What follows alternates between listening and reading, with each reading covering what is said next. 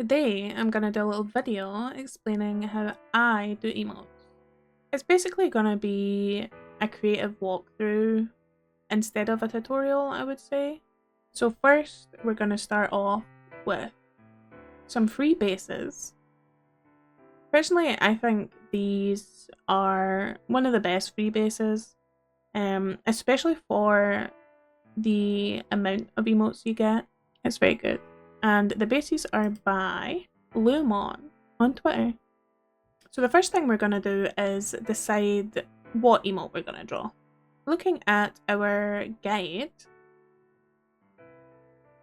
personally I'm going to do Y1. I have a lot of emotes and this is one I don't have and I think it's so cute.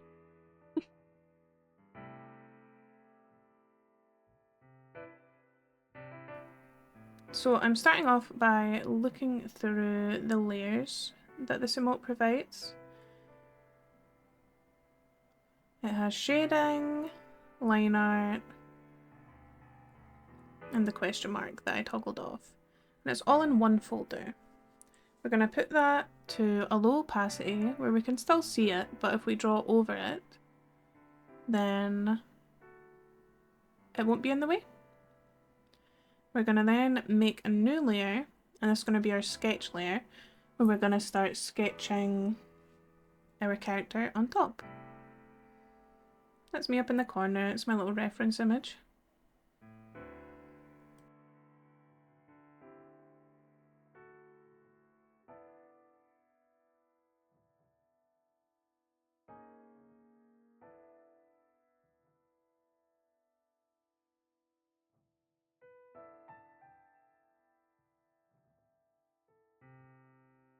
The program that I'm using is Clip Studio Paint, and I kind of don't go over very many of the features in this video, but if you guys would like a more in-depth discussion about the Clip Studio Paint features and like different layer types and different properties and things, you can let me know, and I'll try to do a video on that. I'm pretty new to Clip Studio Paint and like the overarching terms of using a program, but I do think I know enough to be able to teach it to people who are maybe just using the program for the first time. But yeah, let me know.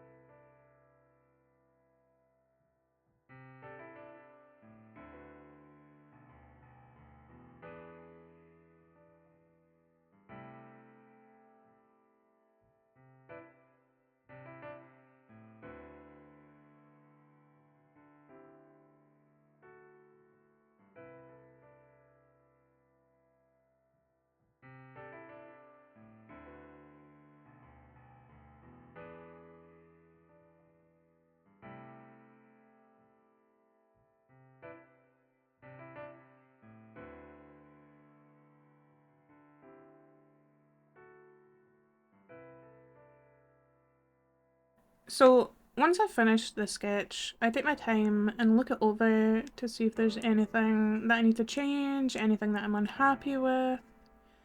And because there's not, I merge down all the different layers and reduce the opacity like we did originally. And here we have two choices for layers. We can either go vector or raster. I don't really use the vector layer too much, but the vector layer is more to allow for easy resizing without loss of quality, really. It's good for if you want to upscale the emote for stickers or any other type of merch that you would use an emote for. Now that we've finished the sketch, I'm gonna look for a very sharp brush, not overly textured like we have in the sketch. I recommend the G Pen and this family if you don't have any downloaded brushes. I personally use Soy Pen. Soy Pen saved my life.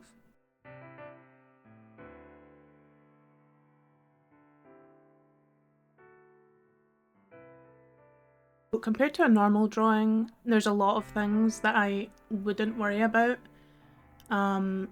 You have to remember that this is going to be scaled down and you won't see too much of like missed pixels or any errors like that. I'm also going to go over the absolute importance of layers and why having every individual thing on a different layer is very important. It makes it so much easier to edit the individual pieces. Like these eyes, like the eyelashes and the eyebrows are on separate layers, and this hair is going to be on a separate layer. Now with line art, I work with what will be at the top, and then I work my way down to the bottom. So it goes eyes, hair, it'll be body, and then it'll be face. Because that's the hierarchy of these layers and how they're gonna lay. At the absolute top of this hierarchy is going to be the little hand that's pointing, because this is one of the main focal points of the emote, aside from the face. So that'll be at the absolute top, aka it'll be the layer on the top of the pyramid, whereas the blouse and the face will be lower down. I can go more in depth about my layering and why, if you'd be interested in that.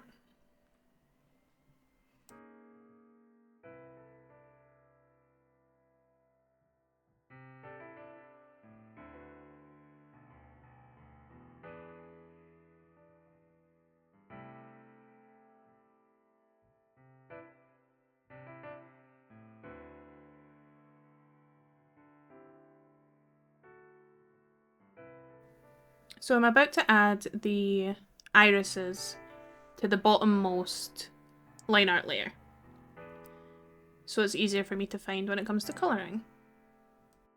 So now that we're on to colouring, I work the opposite way. I go from the bottom to the top. So we're going to start with the skin layer, as that's at the bottom.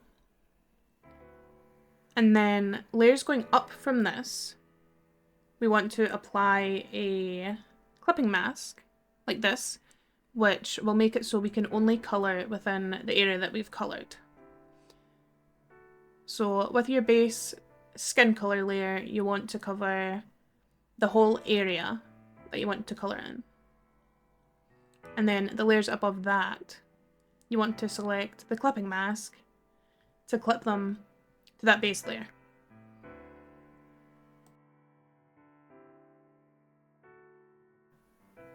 And any clipping layer that you have above a clipping layer will clip to the original layer.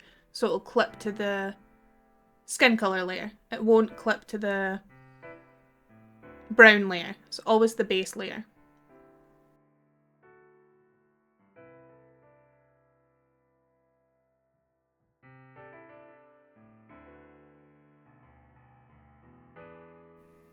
So in the same vein with the line art, I like to keep every section of colour individual. Now there are some cases where I will put two different things on the same layer. That's usually if they're either very far apart or I know that I won't be shading either of these layers, like either of these items. Like, I think here I put the tie and the antenna on the same layer because I'm not going to be shading those. Now we're going to be moving on to shading.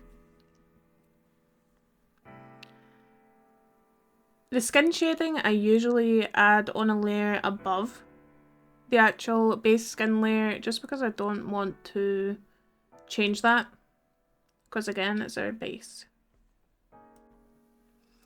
This is why I have everything on separate layers, so that I can work on each different section without affecting other areas. It makes it much easier than having to erase, and I end up erasing the hair, or affecting the hair in any way.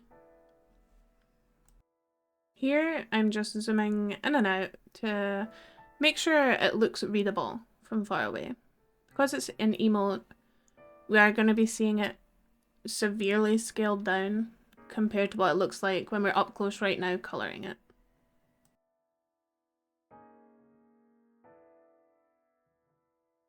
So for the hair here, I'm working in sections. So I want the under part to be dark. So I do a little airbrush and cover the whole area, and then erase the parts that I want to be light so that it brings it forward.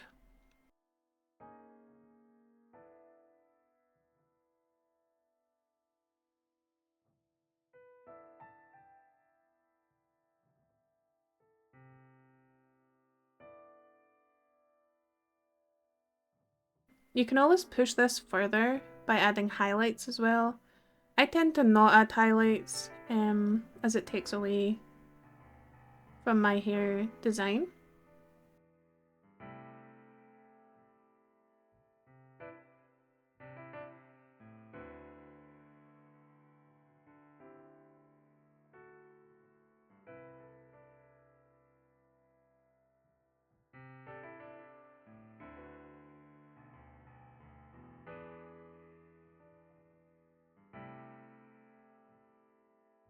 You'll see here that I forget to use a clipping mask, and you'll see the mess it makes outside of the area I want to be coloured.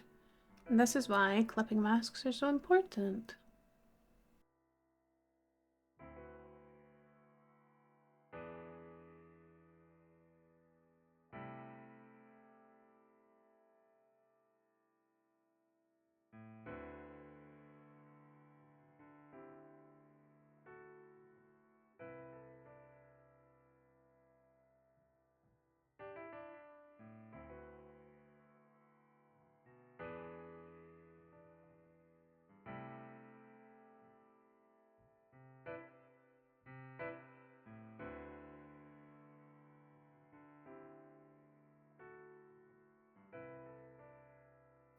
Now I'm going to start work on colouring in the line art layer.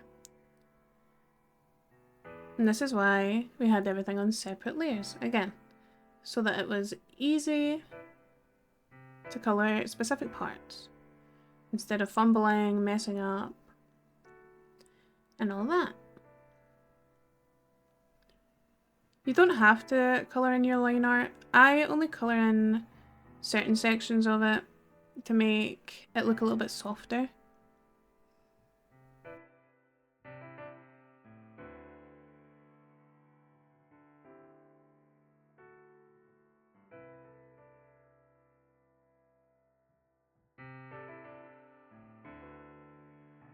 Another thing I like to do to help make things pop, especially the eyes, is add this white outline. It kind of just separates it from like the darker colours of my design. Makes it a little bit more legible. You can kind of see when I'm zooming in and out here. It's sped up so you can't see too well, but it does make a difference.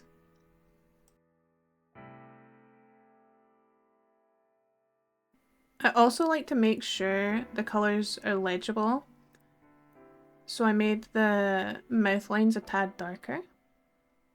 And with this hand, since it's one of the main focal points of this emote, you want to give it a thicker outline so you can see it a bit better. And then again, I go with the white outline to make it pop even more.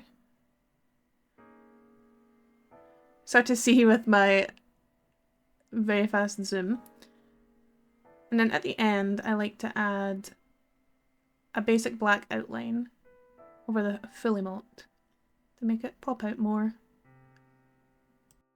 And that's how I draw an emote with a free emote base. If you have any other art related questions or videos you'd like to see, feel free to drop it in the comments and I'll try my best to make a video on it if I feel like I can cover it. Thank you, and I'll see you again.